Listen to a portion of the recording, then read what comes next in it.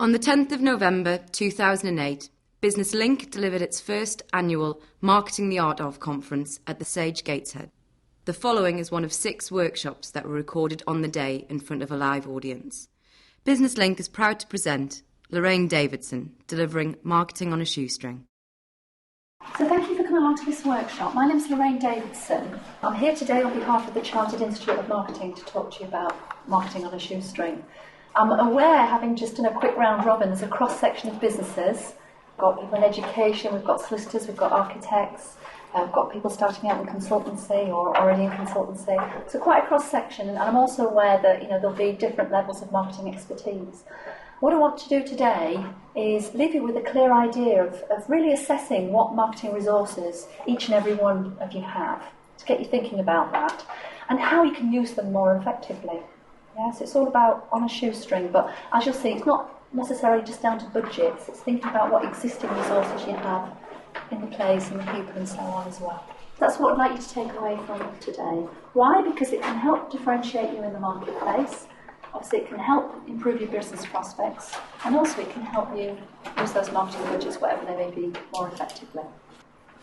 Let's have a look at what marketing is. Start with some simple definitions, really. It's a management process which is responsible for identifying, anticipating, and satisfying customer requirements profitably. It seems a really simple statement, but there's a lot of action words in there, really, aren't there, which require you to know your customer base and your marketplace. Because how can you identify, anticipate and satisfy the requirements if you haven't really looked into what your market requirements are? So I always think it suggests knowledge of the marketplace. Put more simply, it's about getting the right product or service to the customer at the right price, in the right place, at the right time. Again, how do you know what right is unless you've actually done the research and really looked at what your marketplace is made up of and who your customers are? It is a key management discipline that enables producers of goods and services to interpret their customers' wants, needs and desires and actually match them or exceed them in delivery to target customers. Again, a lot of buzzwords in there, but I think what's important, we talk about customers' wants, needs and desires. We all might have a basic requirement for a product, but what is it that really is going to make you desire that product, that adds the wow factor, that makes the difference? And also importantly, target customers. Who is it that you're trying to win business from? And how are you going to do that? So there's a lot of, again, knowledge of the marketplace in there. And don't blame the customer. It's up to you to get to know what your customers want.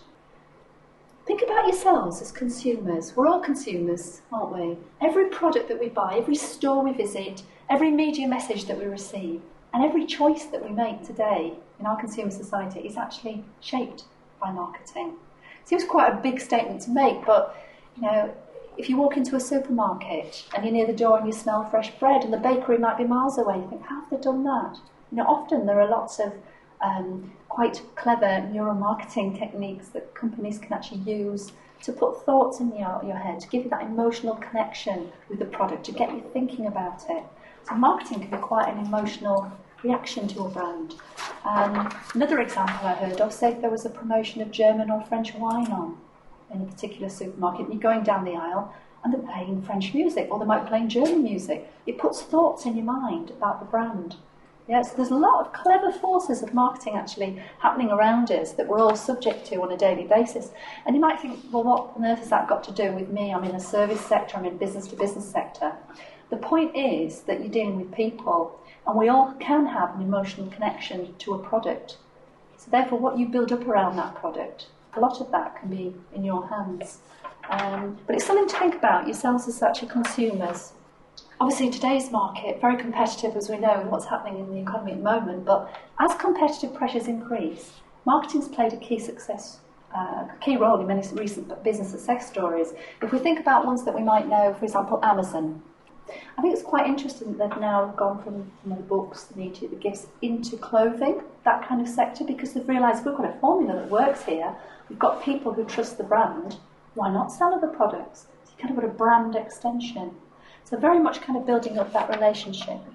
Also perhaps in the supermarket sector at the moment, because people are watching their pennies more. You've got people like Lidl and Aldi and how they're positioning themselves at the moment. You know, you might think traditionally the type of people that would shop there, people are wanting to save a buck on shopping, food shopping, because they've shown that wherever they have stores, they tend to draw in people from that particular catchment area. And that's making the other guys, people like Tesco, for example, sit up and take notice. Yeah? So they've started to perhaps increase their discount lines, perhaps look at getting more feedback from customers, and just keep an eye on these guys. Yeah? So it's a moving feast all the time, isn't it? But there are opportunities out there, and it's thinking about how you can actually capitalise on that. And there'll be lots of other examples as well of companies that have built a brand up and are doing that at the moment, and that brand is actually going to take them forward. The reason I'm starting with some general terms is because, in my experience, marketing is often seen by small businesses as equivalent to selling, promotion, and advertising. When I go in as a freelance consultant, the first thing I do is try and get them to define, well, what is it specifically you're looking for? 9 times out of 10, they want some advertising or promotion, so they jump straight in at this side without realising that really marketing is much more complex than that. It actually covers a broader range of activities, a lot of which you'll do, and small businesses do generally, without calling them marketing. Yeah, things that you actually do on an ongoing basis. So think about what you do within your business. You probably make a particular effort to get to know your customers well. I would hope so. Yeah. Your instincts are probably telling you that if you get to know what your customers want on an individual basis and you actually give them that, it's going to keep you in business because you've kept your ear close to the ground. Again, common sense. You know that you need to improve and extend your existing products and sometimes develop new ones. I gave the example of Amazon, for example. You know, the supermarket wars, if you like, and what's happening there, which is a moving feast. So you've really got to keep your ear to the ground. And you may say, but I'm doing that. If that's marketing, it's common sense. And a lot of it is common sense. So why do we have the term marketing as a discipline as well? If you can apply a simple marketing framework to what you do, doesn't it follow that you're going to be able to identify which activities are effective and under what circumstances? So it's really monitoring and assessing what you're doing so that you're better positioned to be able to take decisions in the future. So I'd say looking at your resources, seeing what works, seeing what doesn't work, taking stock. Once you've done that, you can then plan to use them again when appropriate, and you can communicate within your organisations to others as well what works and what doesn't. So it's really monitoring. You know, if traditionally you've placed adverts, did you know how many inquiries you got? Did you know what led to sales? It's looking at the return that you're getting, and it's monitoring it. Even, you know, if you've done the promotional side, when you answer the phone, if it's a new customer, do you ask how that customer heard about you? What was the mechanism for them ringing you in the first place? Simple things which you can actually implement without necessarily having to have a big budget. So that's why the marketing discipline as such is there. It's a means of actually measuring. We talk generally about marketing. There are now 8 P's in marketing. For those people that might have studied marketing before, the classic textbooks say the 4 P's. That's still true. But as marketing, you know, has extended into the service sector and has become more recognised, there's been a need really to extend the definition to these 8 P's. Successful marketing depends on addressing these key issues, often known as the marketing mix as well, a set of ingredients. So I'm going to go through each of these in turn and we'll talk through. The first one, as you might expect, is product or service. Again, common sense, but you'd be amazed how many people sometimes do it the other way around. There's no point in developing a product or a service that nobody wants to buy. The number of times people come to you and say, I've got this great product, can you find out where I might be able to sell it?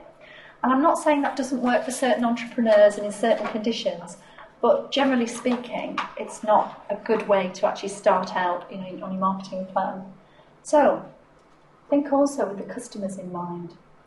So a successful company, or one that's good at marketing, is going to find out what customers need or want and then develop the right product with the right level of quality to meet those needs now and in the future. So it's really thinking about getting to grips, isn't it, with what your customers want.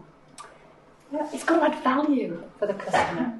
Yeah, not a case of just saying, well, this is what we can actually make. Well, if you do your research into your marketplace to see which is most profitable and viable, you develop it for that particular market.